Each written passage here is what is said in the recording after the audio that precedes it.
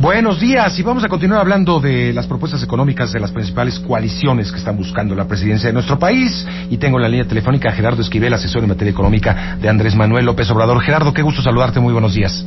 ¿Qué tal, Mario? ¿Cómo estás? Muy buenos días. Bueno, pues uno de los temas más fuertes del fin de semana y de hoy y de los últimos días es esta tensión que se vive entre un grupo importante del sector empresarial y Andrés Manuel López Obrador. Andrés Manuel dijo que en los próximos días iba a publicar un nuevo desplegado. Hoy vemos uno ya nuevamente del Consejo Coordinador Empresarial pues haciendo un llamado de atención, de que se pone en riesgo a un sector que genera 9 de cada 10 empleos y que aporta 8 de cada 10 pesos. ¿Hay una cargada contra el candidato, Gerardo? No, bueno, primero creo que habría que decir que no es propiamente dicho un enfrentamiento con el sector empresarial. Me parece que hubo señalamientos muy puntuales de parte del candidato López Obrador y que no corresponde necesariamente a un enfrentamiento o a un señalamiento a todo el sector privado o a todo el sector empresarial.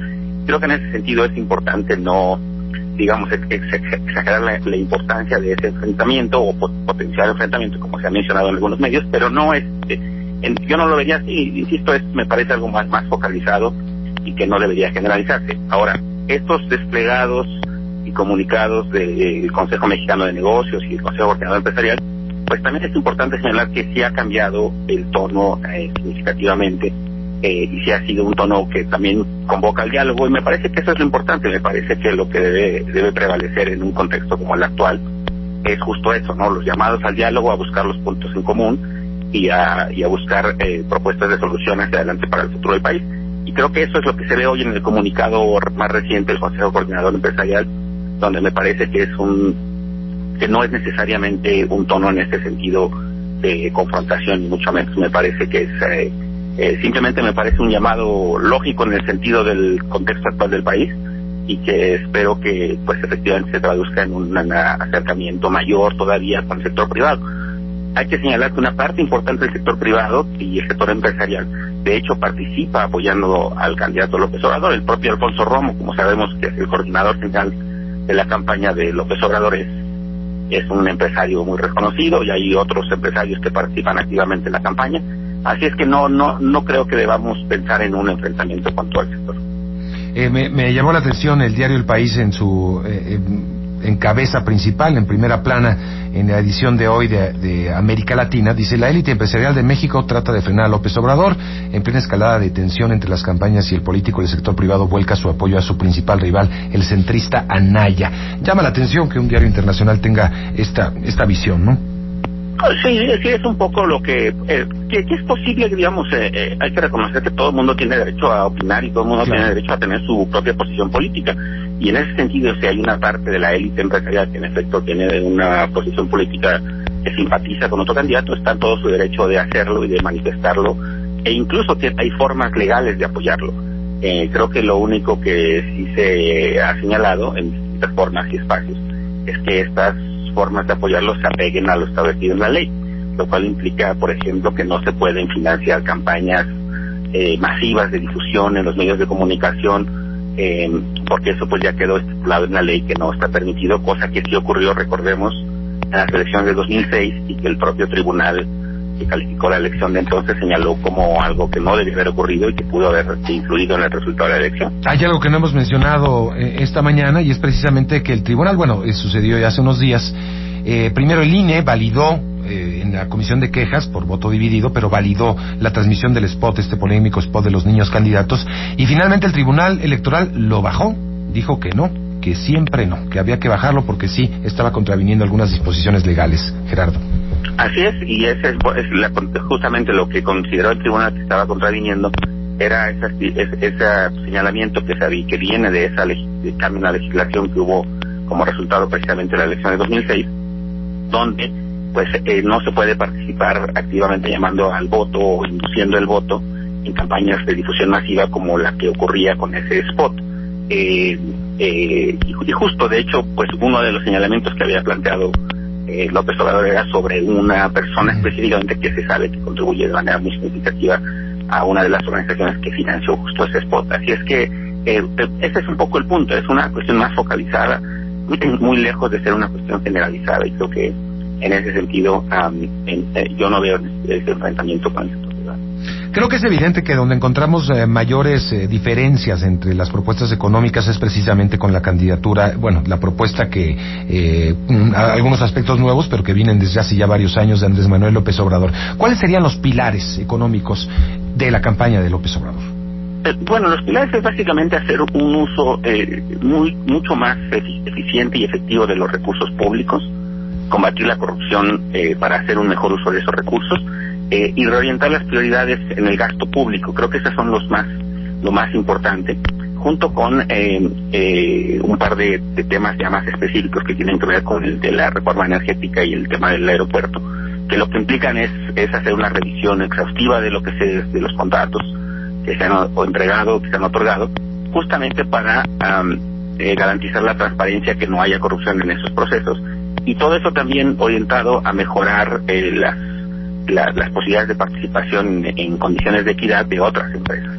Entonces, yo diría que ese es el corazón de la diferencia en la propuesta de López Obrador versus otros candidatos, que es, insisto, un mejor uso de los recursos, la eliminación de todo el dispendio público que existe en una enorme cantidad de rubros, en muchas partidas donde consideramos un exceso de recursos y un mal uso de los recursos públicos, y reorientar esos recursos a tres cosas que hemos dicho reiteradamente que se habría que hacer. Uno, un aumento significativo de la inversión pública, considerando que la inversión pública no es un sustituto de la inversión privada, sino más bien un complemento de la misma, y que invirtiendo de manera efectiva en proyectos de infraestructura, por ejemplo, de gran impacto y arrastre, pueden generar mayor inversión privada, pueden detonar inversión privada. Específicamente tenemos un proyecto muy importante en el corredor transísmico que conectaría al Atlántico con el Pacífico, y que esperamos que eso atraiga muchas fuentes de inversión privada que complementen lo que se invierta ahí.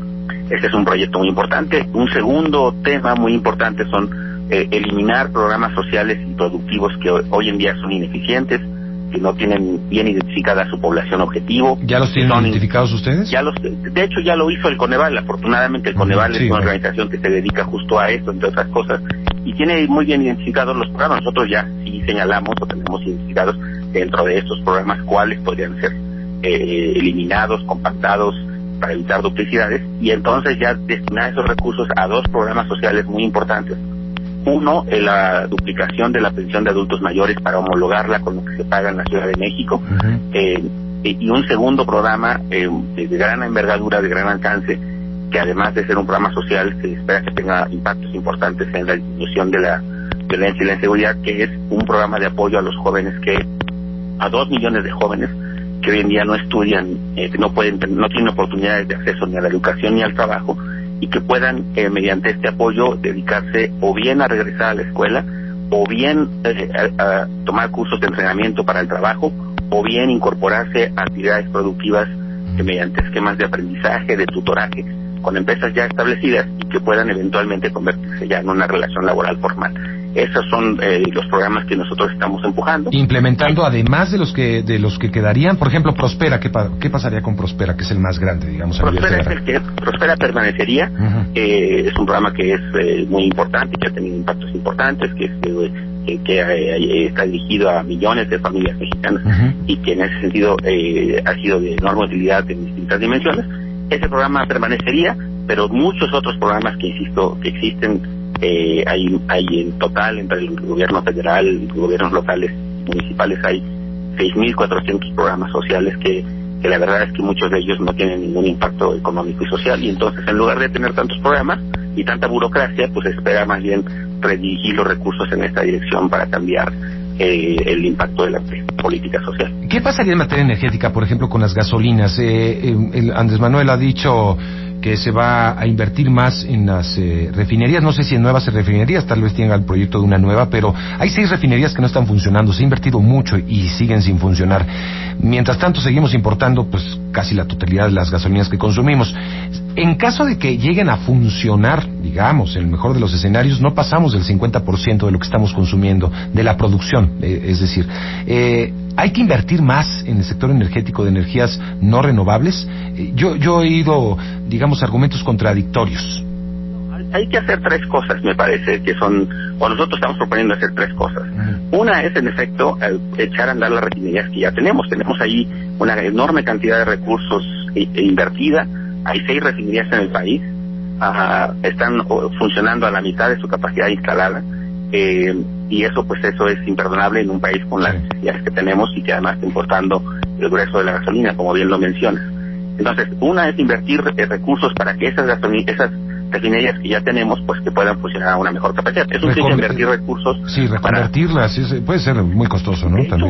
De hecho, varias de ellas ya están reconfiguradas. Eso es lo sorprendente del caso. Varias de ellas ya fueron reconfiguradas, se le destinaron miles de millones de dólares a la reconfiguración, pero simplemente por temas de mantenimiento, básicamente es que no están funcionando de mejor manera. Así es que esa es una cosa que habría que hacer. Aún así, como bien señala, sería insuficiente y nosotros tenemos planteado construir una nueva refinería. De hecho, ya se identificó dónde podría ser, sería muy cerca del puerto de Dos Bocas en Tabasco, donde además se facilitaría la entrega del producto, el recibimiento del petróleo y la canalización de las gasolinas. Y lo tercero que habría que hacer es, en efecto, invertir en energías renovables, porque eso es efectivamente el futuro del país, el futuro de la energía, y además se está abaratando de manera significativa, de tal manera que poco a poco empieza a ser más competitiva. Y ahí hay todo un plan que Rocío Nale, quien ha sido propuesta como secretaria de Energía, podría explicar con mucho mayor detalle, pero en efecto hay la idea de destinar recursos al apoyo justamente al desarrollo de este tipo de energías. Pero son las 3 áreas en las que creo que habría que invertir en el tema energético. Gerardo Esquivel, asesor en materia económica de Andrés Manuel López Obrador, de Morena, de esta coalición. Muchas gracias por estar con nosotros y ojalá haya oportunidad de conversar a lo largo de estos 2 meses que nos quedan todavía de campaña. Por supuesto, Mario, con mucho gusto. El día que me convoques estoy aquí con mucho gusto. Muchas gracias, Gerardo Esquivel. Vamos a hacer una pausa. Regresamos ya a las 9 de la mañana con 52 minutos. Se nos está yendo muy rápido la mañana de este lunes.